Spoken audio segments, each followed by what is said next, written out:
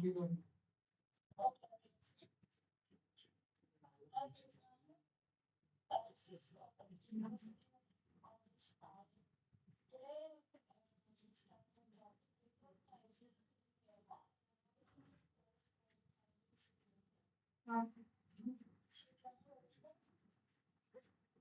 please continue.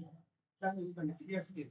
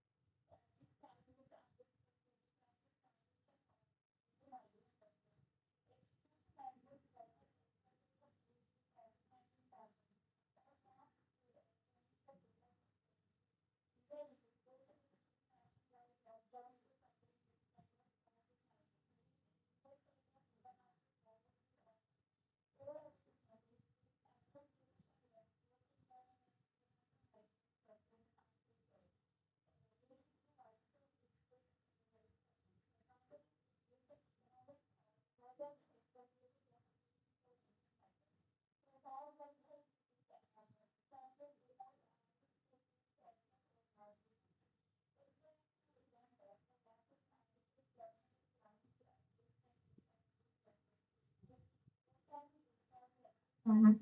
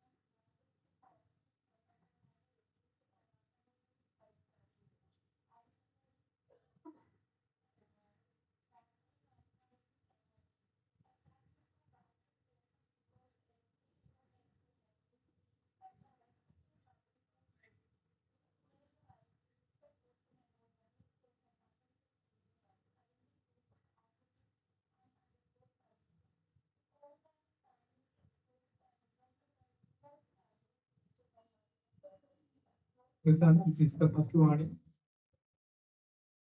This is the first warning. You can continue.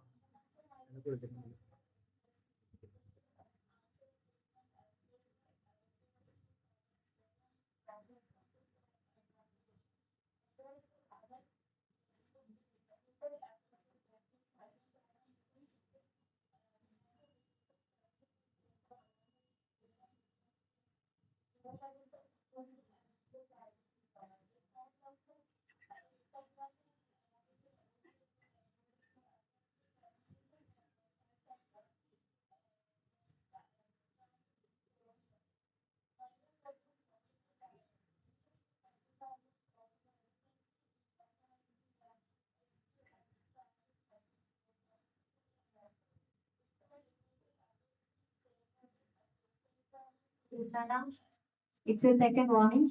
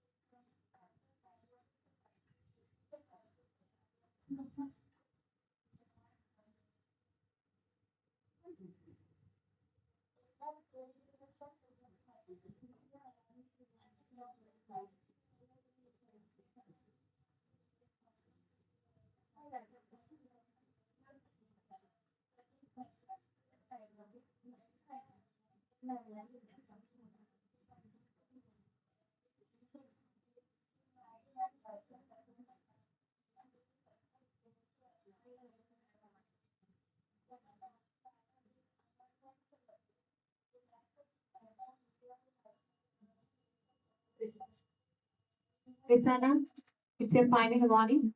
Okay. Now let's listen to the remarks of the chair.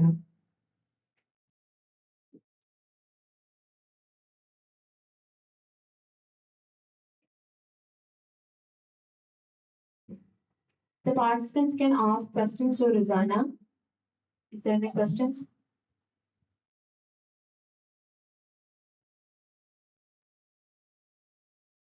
There's no questions. We can go to the chair's remarks. Okay.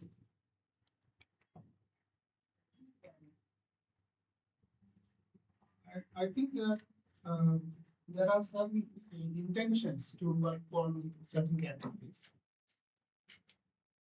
And this is not something we cannot present it as a reading connecting two entirely different types of migrations. I feel that if you are talking about a competitive and exploitative put together environment, and that itself can be one major platform on which these two types can be discussed in development. You can talk about the regional changing regional dynamics in terms of migration from India. For example, Andhra Pradesh or Maharashtra or Uttar Pradesh. They are leading in terms of migration, sending migrants to Gulf countries, for example. These patterns are also changing. Even within South Asia also, the pattern is changing. This is one way of probably uh, looking at the whole thing.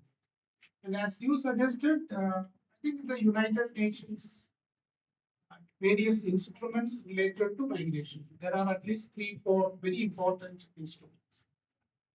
So there is a progress in terms of the migrant rights protection, family, family of migrants, so many other things that are part of the discussion in the international scenario. So placing this development in the context of these two can be another way of looking at it. Then again, having how this rehabilitation, what are the measures for accommodating migrants in difficult situations, that can be another way of looking. What you have done is to place everything together and show us the possibility of looking at things. So this has a more of a more of an approach to introduce certain themes in a very marginal level in a very quick manner. So I think it's very relevant for us to have certain kind of focused continuity of this in order to have the paper to be, very substantive. That's my comments. Thank you. Thank you, Chair. Thank you for your remarks. Now we are waiting our second participant, Anina V. Vrinda, Anina V. Vrinda Vinod, and Sneha V.S., postgraduate students at Farooq College, Kozhikode, presenting invisible lives, unseen struggles, social security, and health challenges of migrant workers in India.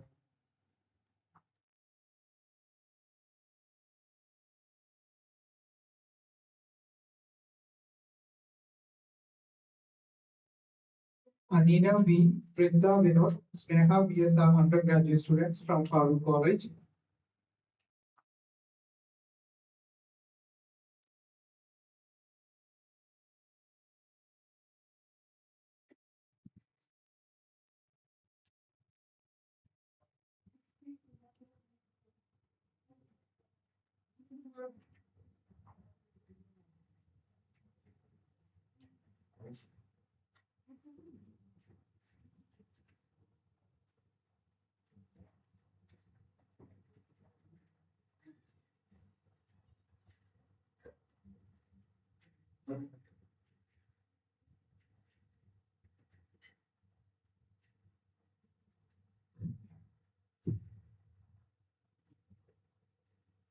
Good afternoon, everyone. We are honored to be here today and extend a warm welcome to all dignitaries, esteemed guests, and participants present at this conference. My name is Neha Reyes. I'm from Perlu College, Autonomous Course, and I'm a first year sociology student. And let me introduce my team members, Brinda and Alina. Together, we have conducted an in-depth study on the topic interstate migration, social security, and health challenges among migrant workers in India. So, as we know, interstate migration is a vital phenomenon that fuels economic growth across states. Millions of workers leave their home seeking better opportunities and contribute significantly to sectors like construction, agriculture, manufacturing, etc. However, behind their contributions lies a harsh reality. Many face serious challenges in terms of social security and health. And the objectives we found are understanding social security and health challenges faced by migrant workers in India, and investigate if migrant workers received their expected salaries or faced financial exploitation. And the methodologies we use are primary data and secondary data.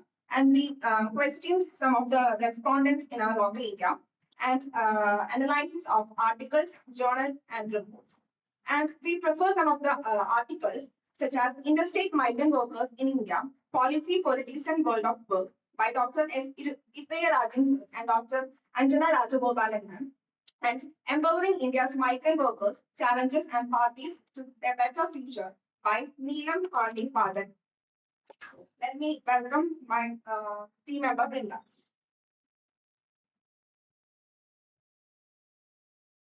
The key findings of this article, this presentation is social security and health challenges, access to healthcare, limited access to facilities, lack of health insurance, language and cultural barriers, living conditions, overcrowded housing, poor sanitation, and occupational hazards. Government initiatives. As we all know, there are many government initiatives, but they are not properly implemented. So our finding is that there are many ex-servicemen in India. So we can assign them to do self-awareness or awareness class for the migrant people to know their worth in this India. Thank you.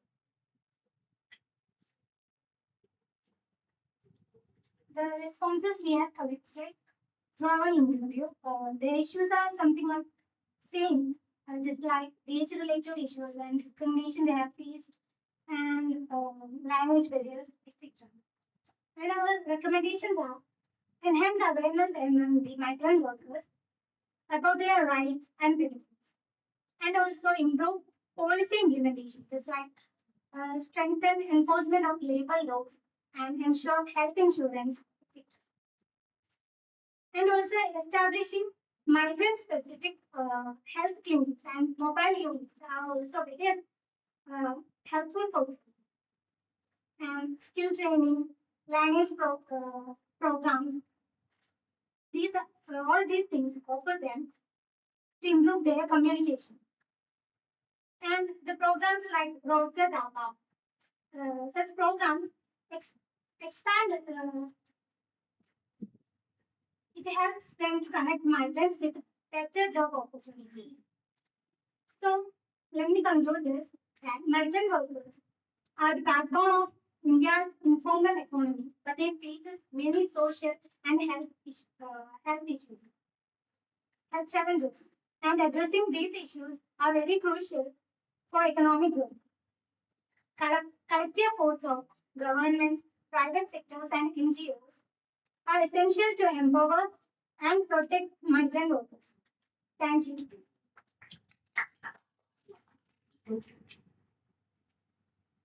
Now the floor is open for discussion.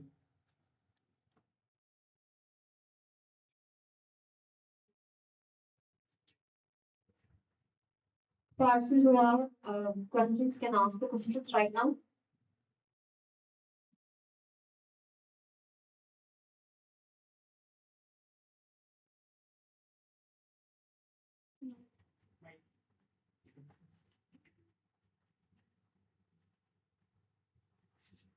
Uh, you have done good presentation. One of my question that is finally I heard that you have mentioned that is migrant workers are contributing to the informal economy, right? You saw what do you observe? So what do you understand by this informal economy and formal economy?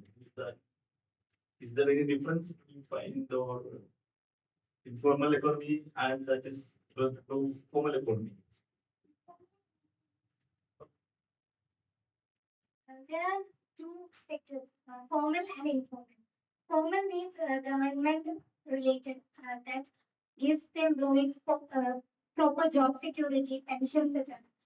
Those workers contributing to the economy, that means from that economy, that is formal economy.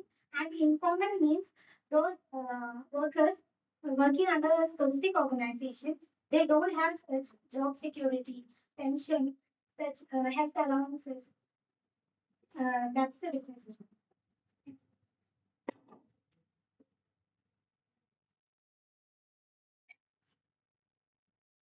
Now it's time for Chair's remarks.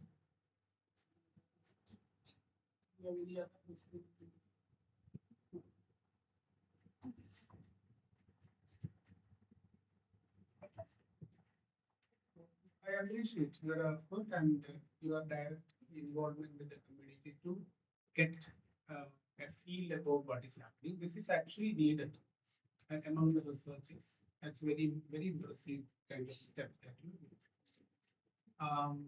But you didn't tell us how much, what was the sample size, how the duration, what kind of questions. These are all very important things to you present before an audience, and then you can how this engagement changes you, in this how it actually makes you enthused to do more about this. Formal, informal, there are different opinions. Legal is one kind of those who are actually under the ambit of law. That is being legally protected, for example. Other one is about wage security and other kind of things. So what we are living in an environment where more and more people, even in the formal sector, are also using the guarantee of consistency in terms of contract, tenure, and things like that.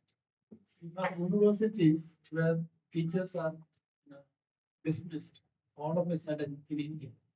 So you have many places, even in Kerala, when the university is dismissing the entire non-teaching or whatever members of staff. So these are all talking about our contemporary situation.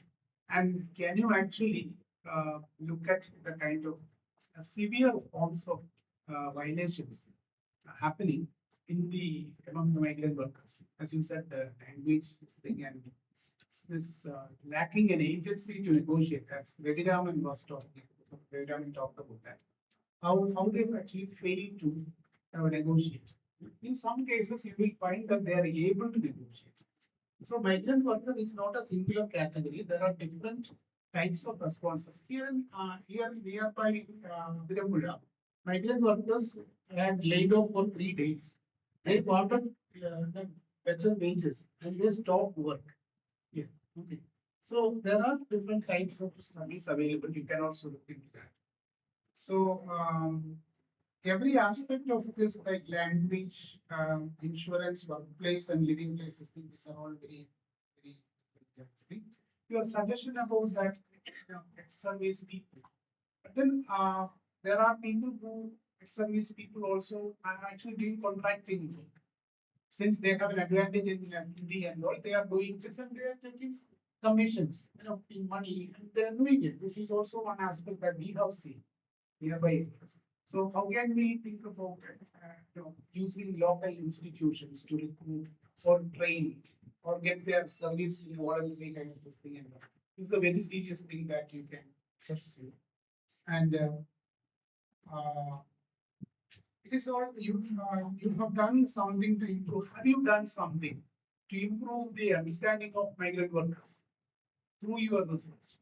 If it happened, How did it happen? These are all things that I really wanted to highlight. And about this economic growth thing, how much of this uh, economic growth as a kind of statement, how does the state respect this contribution?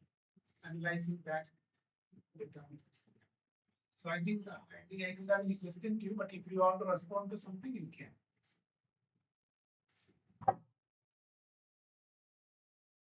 Thank you, sir. Now, I would like to invite Anita R. Abhilash, a research intern at CMPIG, presenting data-driven solutions, improving welfare programs for unregistered interstate migrants in Kerala.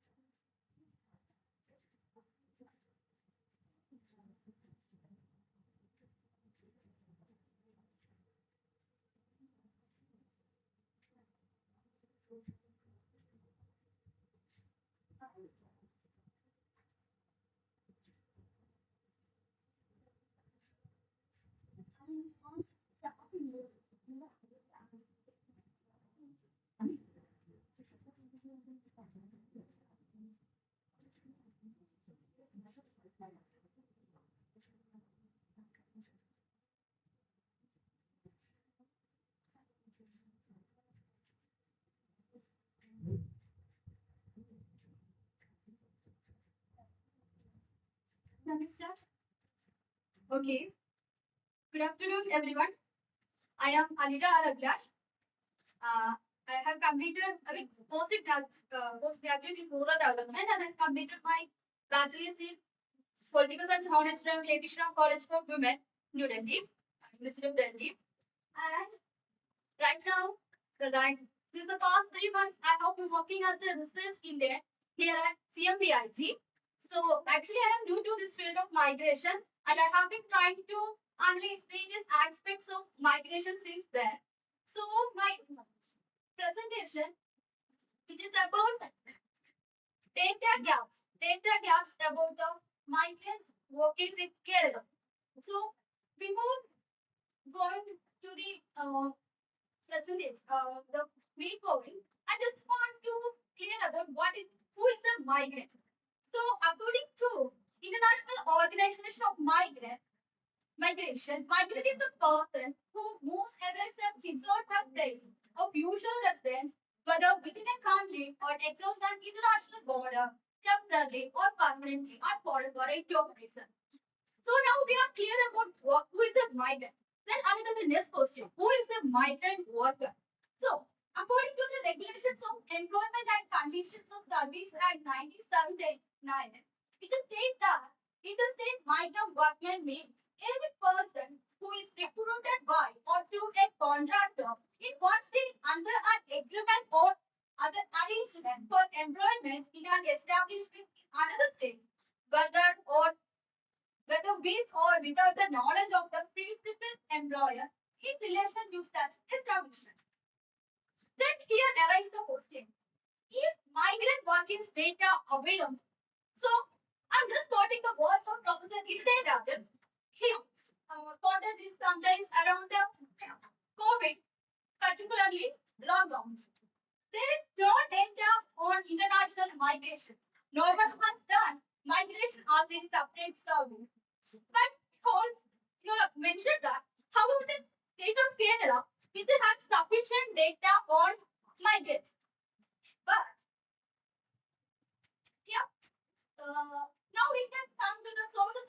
workers data. So the available data is the population census of 2011, and we know that after the pandemic there was no population census of 2021, so we don't have that much data on the recent days.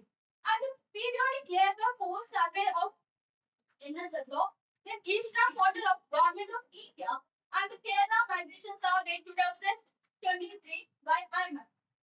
So what is the available data here? What is the other card? We all have other card, and most of the people have bank passbook. We both all of us are clear about the things other card and bank passbook. What does this security data mean? So most of the us are aware of the bundle of a native to Kerala, Jisha. She was raped and killed by an interstate migrant. And recently, a 5-year-old kid, she was she was a child of a migrant. She was killed by another interstate migrant. But in this time, the Kerala Labour Commission and also the police of the state are forced to take some data that is called security data for clearance purpose. So these are the data available. So there comes the question. Well, what is the purpose of this data? So before telling the purpose of data, we should aware of different schemes for the migrant workers in Kerala. So what is Apnagar? Apnagar is a housing program. Then Awas, which is related to health, and then Roshni, education for the migrant children. Then Sangani, that is a literacy program. So there are some data. So I got this data from an RTI. So, according to the RTI, the government documents says that 5 lakh.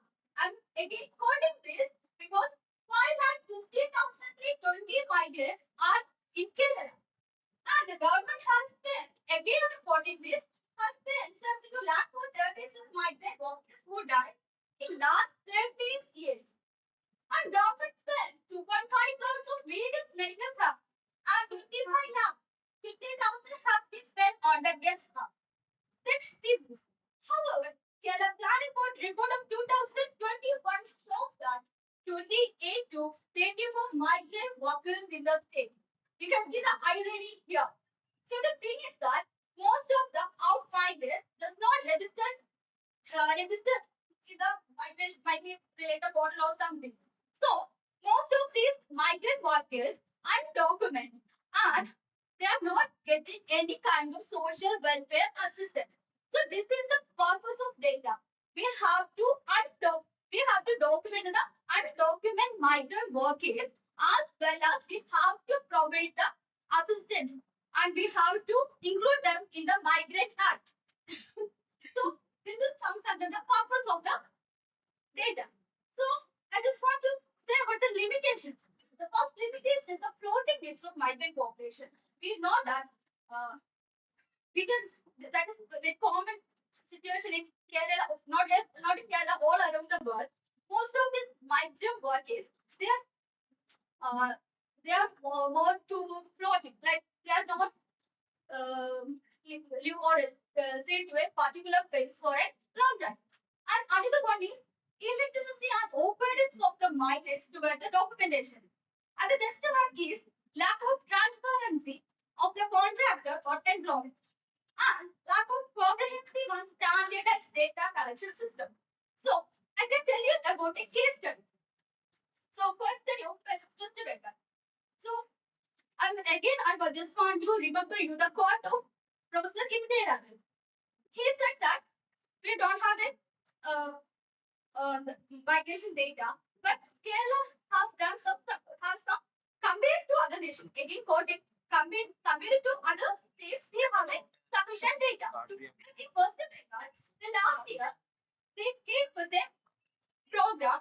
It is called Kanvasati Parichit Shram Portal. So I will tell you the importance of this portal. Last year, about 22 migrants from Bengal were died in Assam. So the opposition forced the Mamata government to take a migrant data. Because of this force from opposition, a government database that maintains record of migrant workers from the state of Bengal has documented. According to this, over 21 lakh migrant workers from West Bengal have again noted 21 lakh of migrant workers from West Bengal have applied for the enrollment in the Karmasati Panji Shramik portal. And the state government of Bengal also set up West Bengal Migrant Workers Welfare Board. And initial stage, they helped us to facilitate migrant workers traveling through Selda and Howrah railway station. Then considering the success of the special route, a similar campaign held in the district across the state. And from here we know that we can understand that there was a grassroots level what have done.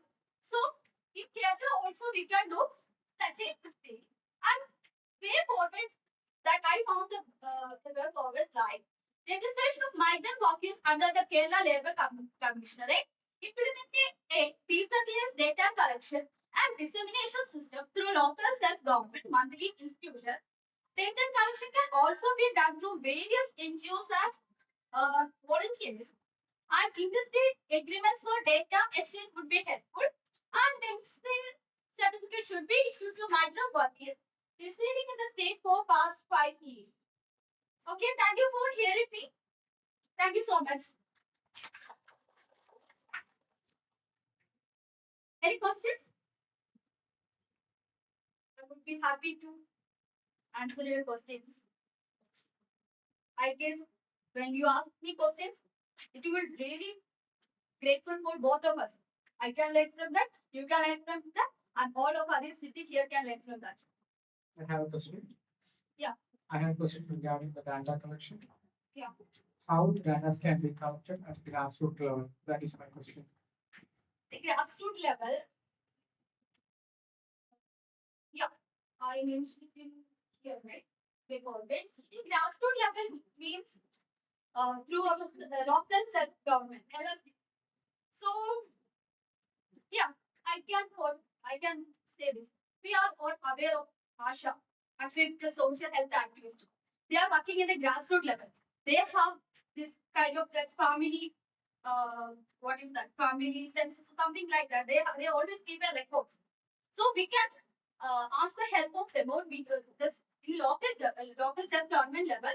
They can recruit some people and they can aid the help of these ASHA workers and we can because we know in Kerala these ASHA workers are doing such a great job when regarding to the COVID during COVID or pandemic period or whatever they have been working since the last what is called uh, last almost more years and they are very well and they are well what yeah, but that came I forgot it. Yeah, they know the places and people more better than the administrators. Yeah. Any other question? Yeah. Oh. By stating that so you had mentioned about the West Bengal case. So by stating that, in your opinion, do you think that these migrants are a threat to the host state? Threat to the Host state, the ones who are receiving them. host states. Yeah. Host state. State. Host state. Like migrants of Kerala or West Bengal. Okay, any state who are receiving migrants from other states. They're you are asking like that. For example, if the migrants from northeast of India, they are being a threat to peoples of Kerala. Yeah. Like you stated that example of West Bengal. So, do you think our migrants? I got it. So, from, Like, in the initial time of the presentation itself, I have told that I am new to this field. I have not that much. I don't have it. Actually, from the last day, but I have been focusing on the international student migration, and I am not much aware of the interstate migrants. But I can say something. But I'm not sure about how much it is right. So, but I can state something right now. Like they are not threat or not like something better. We can't like it's about people. You know, people are itself a complex. we can't like we can't understand people how they think. For example, I have already mentioned about Disha case and a 5 year young child of Ariva. I have already mentioned that actually in Disha case it's a threat to the it's a threat to Karen. But in the case of the migrant child, what you can say? Both of them are migrants. So it's not about threat or something else. But in the economic sense, we can say that in economy, the already the students uh, who presented before me, they have mentioned that these migrants are helpful to the informal sector of the economy. And recently, I have read an article. It is stated that. Anita, we are short of time. Yeah. Yeah, actually, and I'm ending this. We can stop it. Okay, I have one question, not a question, but something you may not have looked at. Have you looked at the gender component? No, but Maybe because there's something. I decided a paper on gender here in this yeah, gender migration, yeah, in any of the panels because see often we overlook it. oh, Because when we talk about migration, we're only talking about migration, but not about women migrants.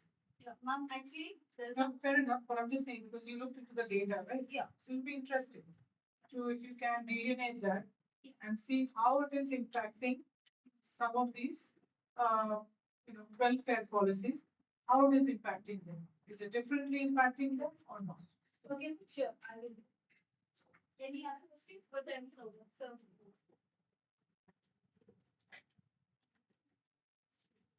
Mhm. May I know from which department of institution you got the data? Which data? Secondary that collected from RBI to RBI. Okay. Yeah. This data. Yeah. From our self department. Sir. So Now, if you are aware of numbers, I got this data, which is that RTA filed by Sir here. From the filed by the department. yeah, sir, center. Project of government of India project on access to healthcare, state learning workers. So several students and the members of the team regularly doing the RTA. What we got is a 5 lakh thing is the estimate about the hours part. That is about how much people are actually enrolled in the insurance. But people are not consciously they are not opting for various kind of because securitizing data is something that people fear. People actually fear a new card. And people actually are down about 80%, which looks like an official. So this is a migrant. More than this is also about how much unsecure and risky the person feels. The person in security is the situation is with the self and body, very near to that. So it's a very difficult thing. That's what researchers also need to understand. They are approaching a person with very difficult life. So your tools of data collection may not be that conducive enough and culturally sufficient to address the person of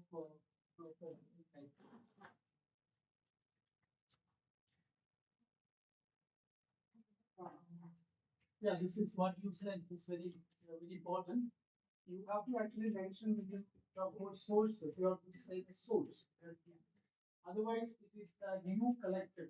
No, that's a kind of third thing to be what is the source. Secondly, security that's a very important concept. And this is actually, this fear of security is uh, inhibiting people to join in even data collection also. People don't give data. They will say, I'm not interested because you are going there in a different appearance and a different face and all. So you will not give. If a police person is with you, they will immediately give. And that data will not have any impact. It's a completely different kind of data. So we struggle a lot. And I think in here I could have told very difficult task to get data, especially migrant workers and especially about migrant women. We tried a lot. And I think we got lot amount of data from Alpi district and some other one of the other districts. Because we have women workers with us in Trichy. For example, we have this kind of, and we will definitely get more data. That's what we were thinking about. ASHA workers, it's good that you mentioned. ASHA workers is a backbone of the COVID policy of Kerala in India, and we don't respect that. We just talk about government, and we talk. These were the people who risked their lives, went home, each home, and they were volunteers like some of our students are risking lives and going and collecting data. And these are the people who made data. When you talk about government, Kerala, it's not that. You have to have a different understanding about who worked for it, right? And um, I think you see, for example, it's migrant and worker. The worker is very important. The first thing, like we talked about the IOM person, we talked to us, because it's a significant thing. You can ask the person, do you identify yourself as a worker? No, then you can. That is why about how this person did, is trying to divide the time. 4 months of agricultural season in Assam. Then you come here for 6 months of work. And you call it as seasonal thing or whatever. The next season, this person will be going to Bangalore. No? And we are lamenting that, oh, they are moving, we cannot take the account. See, you have to have certain things. There are schools that moves along with itinerant people in Kashmir. My friend was working in Kashmir maybe 10 years ago. He was telling me there are schools are moving along with migrants. So this is something that we have to have some kind of if you want to get data, you want to collect data according to the character and behavior of the population. Don't ask the population coming to your convenience and give data. See, this insistence is really bad. That is bad government practice and academics. That's it. Thank you. Thank you. Thank you. Thank you, everyone. Thank you, sir. Thank you for your remarks. Now, I would like to invite the last participant of today's session, Anjana Rajagopalan, academician at the International Institute of Migration and Development, presenting paper titled as Ignorance to Document or Ignorance to Understand. Interstate migrant labors, lives in bondage and exploitation.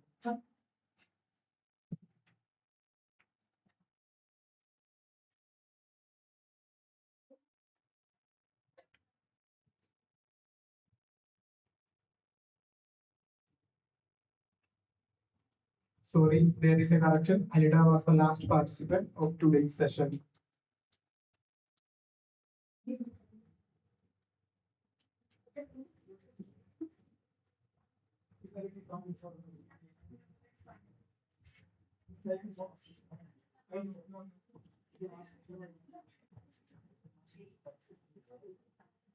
I would like to open the floor for open discussion regarding this session.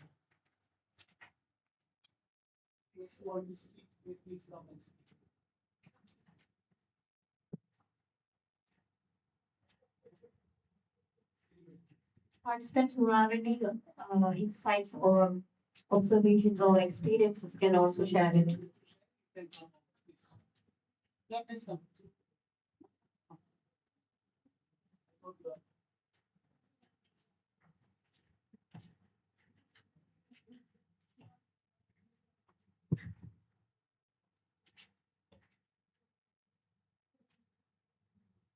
These two presentations had one had a very field type of presence, and in fact they have tried to uh, generate some kind of data with a direct access, and we have appreciated some of the points that we have made. I think with sufficient additions and also some kind of larger inquiry, especially about what Alida was speaking about the local self-government groups, ASHA workers, and different authentic members of the community. This can be improved in a bigger manner. Same thing that I was talking about Alida's case also about how possibly the security data concept, which is a larger international concept also about citizenship and compelling people to reveal identity and their survival itself is been you know it's been attached by this document related. It's a very serious area now of this. So with this, I think I wind up the session. Thank you very much. Thank you to all the participants who attended this session. And now we are now invite Alina Chakko to deliver the vote of thanks.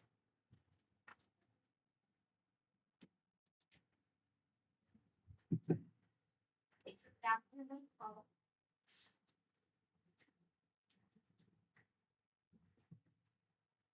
So I would like to take this opportunity to express my heartfelt gratitude to each and everyone for making our session a success one. To our web presenters, I offer my sincere appreciation for sharing your thoughts and insights with us. Your hard work and dedication to your field of study are truly commendable. To our chair, Dr. Emily Vizulat, I thank you for your expert guidance and moderation of the session. Your leadership has facilitated engaging discussions and debates. Thank you all.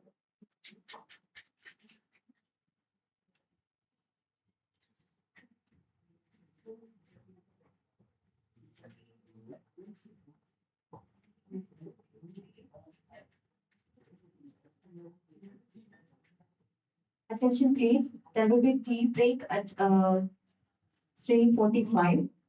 So,